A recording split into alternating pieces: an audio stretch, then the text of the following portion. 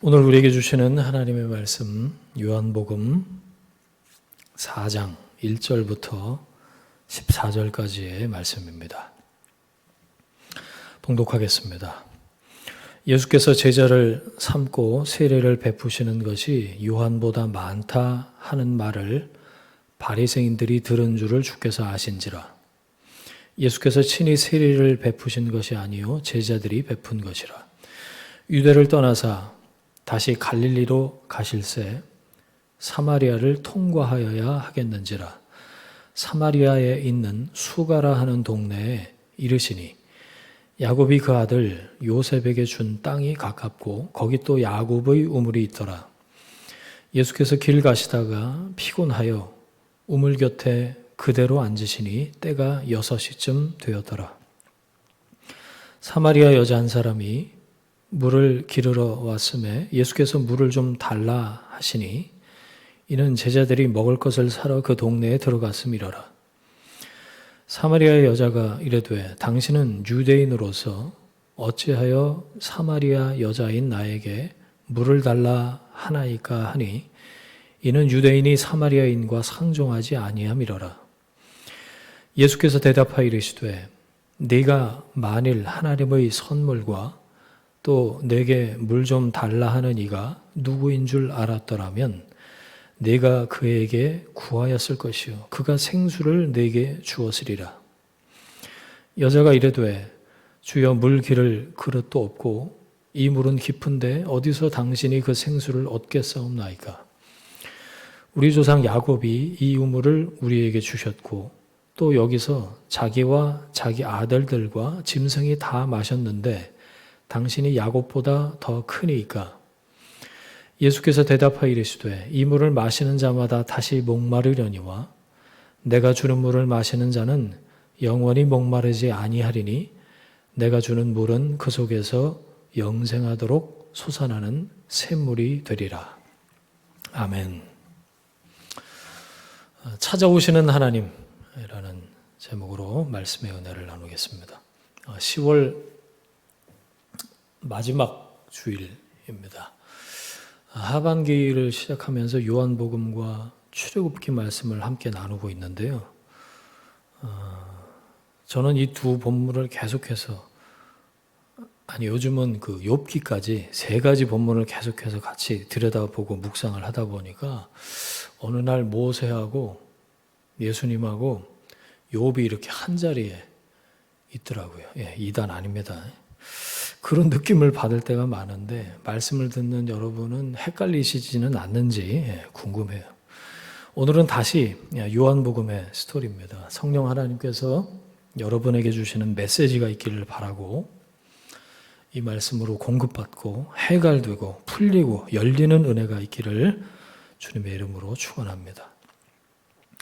요한복음 3장에 기록된 니고데모 이야기를 통해서 우리는 구원이 나로부터 시작된 게 아니라는 것, 즉 인간이 구원을 얻기 위해서 할 수 있는 일은 아무것도 없다는 것을 깨닫습니다.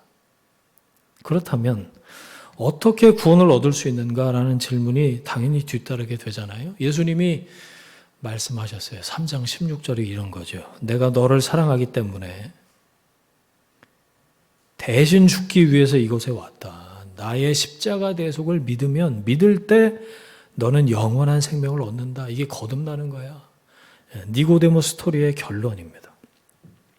하나님이 찾아오셨다는 거예요.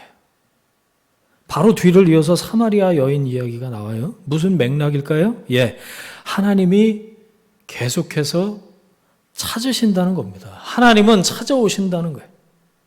구원받을 만하지 않고 구원을 기대하지도 않았던 이름 없는 한 여인에게 일부러 직접 찾아가셔서 구원을 베푸시는 사건을 통해서 우리는 나를 찾아오시는 하나님을 발견합니다.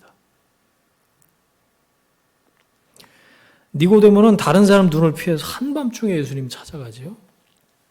예수님은 아무도 다니지 않는 한낮에 사마리아 여인을 찾아가서 만나십니다. 유대인 남자 니고데모는 사내들인 의원으로 신분도 높고 교육도 많이 받았고 율법을 철저히 지키는 바리새인 중에 바리새인으로 존경받는 사람이었지만 오늘 나오는 이 여인은 유대인들에게 멸시받는 사마리아 사람들 안에서도 손가락질 받는 사람이었어요. 이름을 알 수 없어요. 이 여인은 남들의 이목을 피해서 다닐 수밖에 없는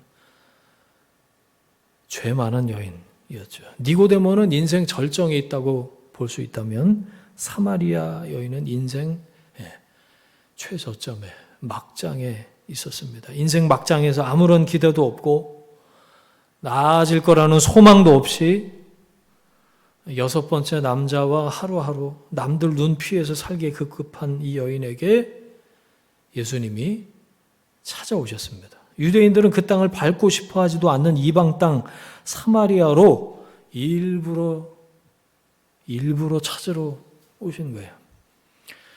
편견과 배척을 넘어서 찾아오시는 하나님, 주님이 그렇게 찾아오셨습니다. 어느 날 문득 갑작스럽게 은혜가 임한 것 같지만 여러분, 주님은 이미 일하고 계셨고 역사하고 계셨고 준비하고 계셨다는 거예요.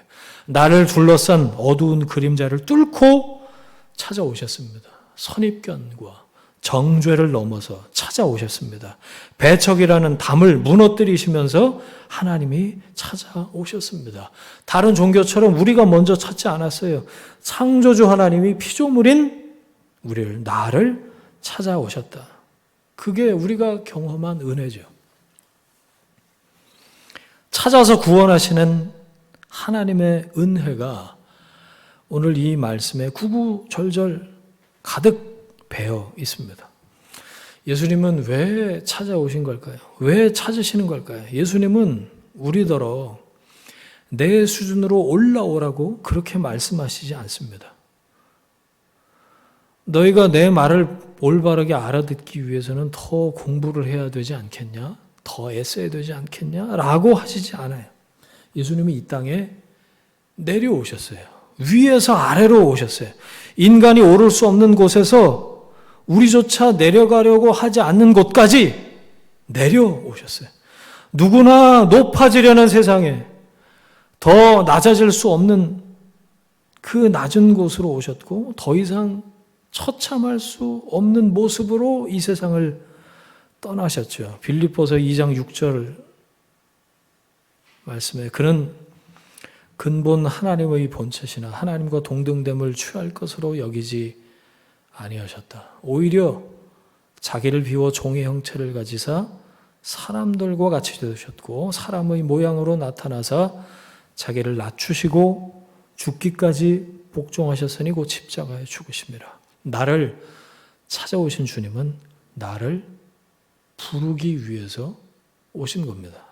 예수님은 의인을 부르러 오지 않고 죄인을 부르러 오셨어요. 마가복음 2장 17절 예수께서 들으시고 그들에게 이르시되 건강한 자에게는 의사가 쓸데없고 병든 자에게라야 쓸데있느니라. 나는 의인을 부르러 온 것이 아니요 죄인을 부르러 왔노라 하시니라. 건강하지 못한 분들, 병든 분들, 의인이 아니라 하나님 앞에서 죄인인 분들, 이 말씀이 얼마나 우리에게 큰 위로가 되고 은혜가 됩니까? 예수님은 찾아오는 사람만 골라서 만나시는 분이 아니셨어요. 올 수 없는 사람을 찾아가서 만나시는 분이 예수님이셨죠. 한밤중에 몰래 찾아온 유력자도 만나주셨지만 한낮에 누구도 만나고 싶어하지 않는 비천한 여인을 사람들 시선에 아랑곳 않고 찾아가서 만나셨어요. 누가복음 19장 10절 인자가 온 것은 잃어버린 자를 찾아 구원하려 함이니라. 잃어버린 나를 찾아오셨습니다. 길을 잃고 헤매는 나에게 길이 되어주시려고 오셨어요. 나를 잃어버린 자에게 진리 되신 그분이 당신 자신을 주신 거죠. 생명이 뭔지 알지도 못하고 찾지도 않았지만 생명을 주셨고 나의 생명이 되셨습니다. 그렇게 잃어버린 나를 찾아서 구원하셨어요. 주님이 나를 찾기 위해서 오셨고 찾으셨고 살리셨습니다. 할렐루야. 아무도 없는 그곳, 누구도 없을 그 시간, 그런 장소를 우리는 찾아 헤맸지만 그 시간, 그 장소에서 주님은 기다리고 계셨어요.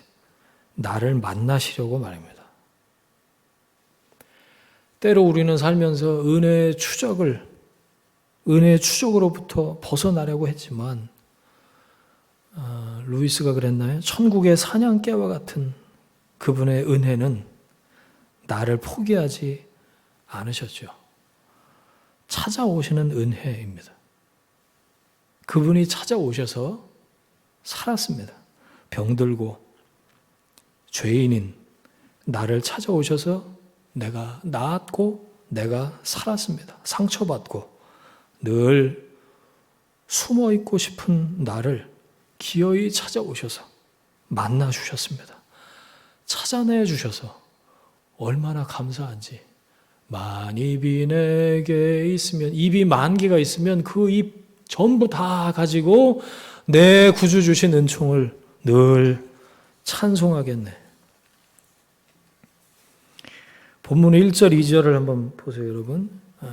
여전히 세례를 누가 더 많이 주는가? 온통 거기에 신경을 뺏긴 사람들을 뒤로 하고 예수님이 유대를 떠나서 갈릴리로 다시 이방 땅으로 가시는 거예요.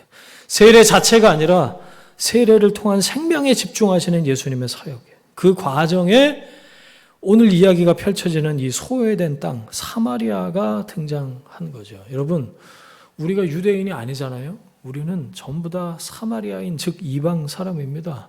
여러분, 그 소외된 그곳에서, 그 위치에서 우리는 부름을 받은 거예요. 하나님이 친히 찾아오셨습니다.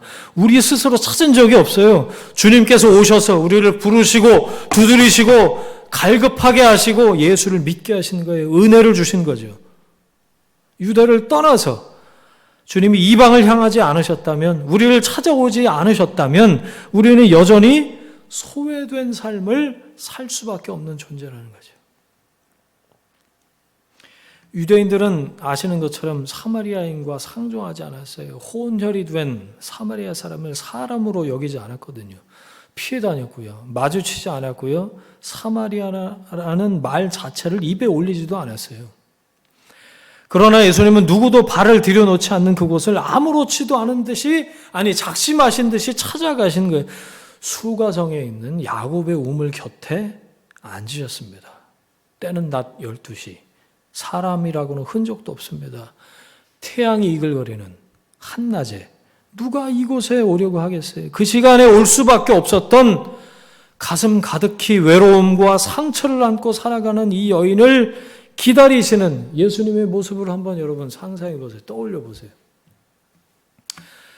드디어 마주쳤습니다. 정오의 밝은 햇살 아래에서도 여인의 얼굴은 어둡습니다. 예수님께서 먼저 말을 건네십니다. 물을 좀 줄 수 있겠소? 몸이 피곤한, 고단하셨던 예수님이 마음이 고단한 여인에게 말을 건네십니다. 둘 사이에 바람이 불기 시작해요. 그분이 말을 건네시자마자 깊은 일렁임이 시작됐습니다. 근데 거기다 대고 뭐라고 대꾸를 해요? 그래서 기껏 한다는 말이 참 부질없습니다.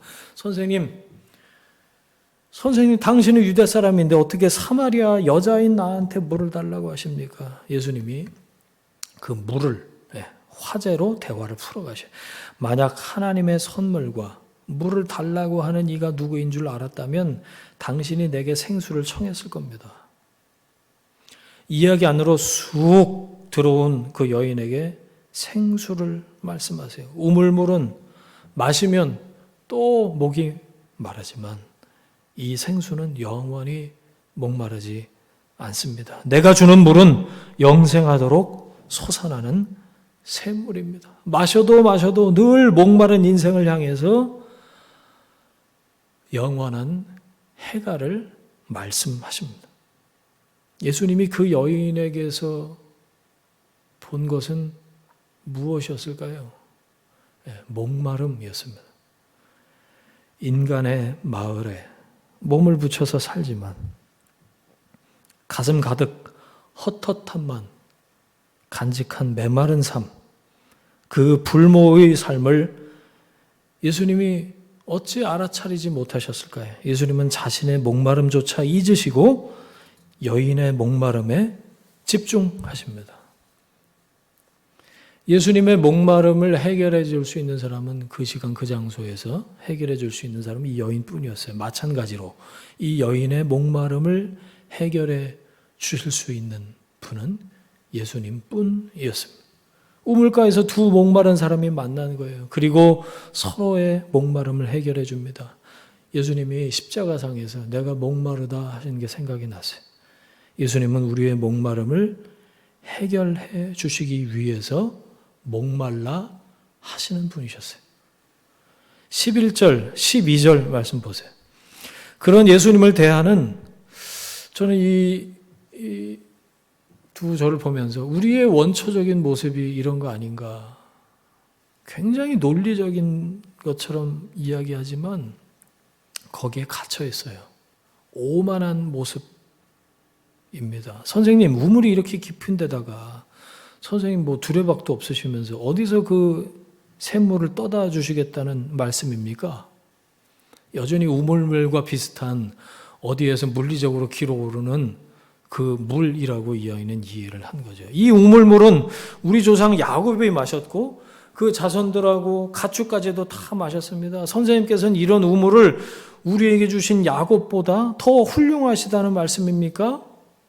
갇혀있죠. 자신의 상식과 이성만을 신봉하는 사람의 한계를 여기서 확인할 수 있습니다. 야곱의 우물로 연명하는 사람은 주님의 말씀을 알아듣지 못합니다. 시간이라는 그릇에 어찌 영혼을 담을 수 있단 말입니까? 야곱의 샘에서 길어 올리는 물은 밖에서 안으로 들어오는 물이고 마셔도 끝내 다시 목이 마르는 물이었어요.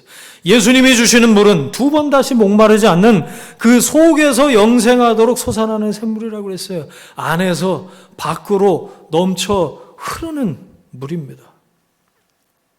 옛날 기억이 났어요. 펌프를 오랫동안 쓰지 않고 두었더니 물이 빠져서 아무리 펌프질을 해도 샘이 마른 거죠. 나오질 않아요. 물 한 바가지를 이렇게 넣고 힘껏 펌프질을 하니까 밑에 있던 샘이 딸려 올라와요.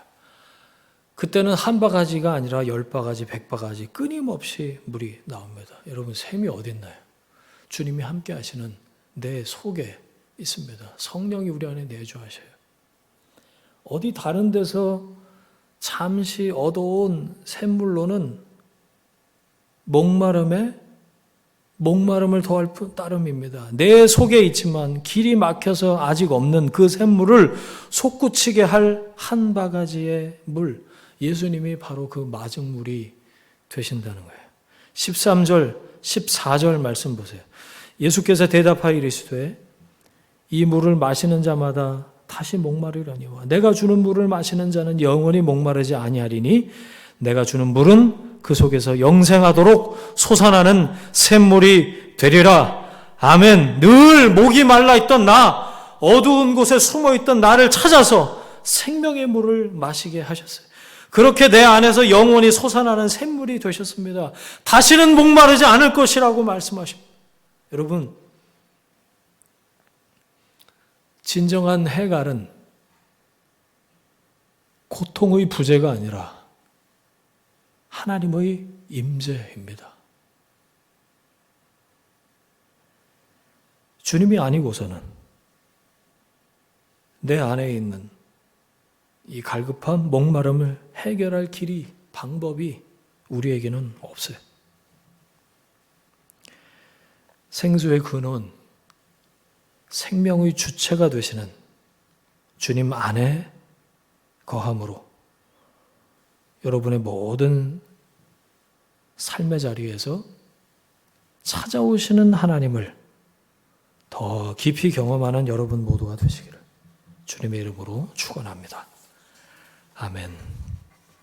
함께 기도하겠습니다.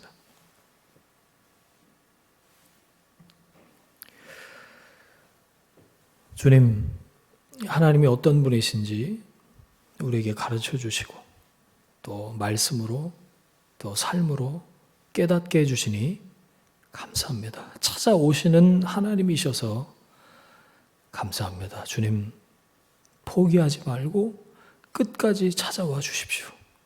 우리가 어떤 상황 가운데 있든지 우리를 끝까지 붙들고 함께 하시겠다 하신 그 약속의 말씀을 이루어 주옵소서. 삶의 모든 자리에서 찾아오시는 하나님을 경험하게 하옵소서. 하나님의 하나님 되심을 간증하는 11월의 첫 주간이 되도록 인도해 주옵소서.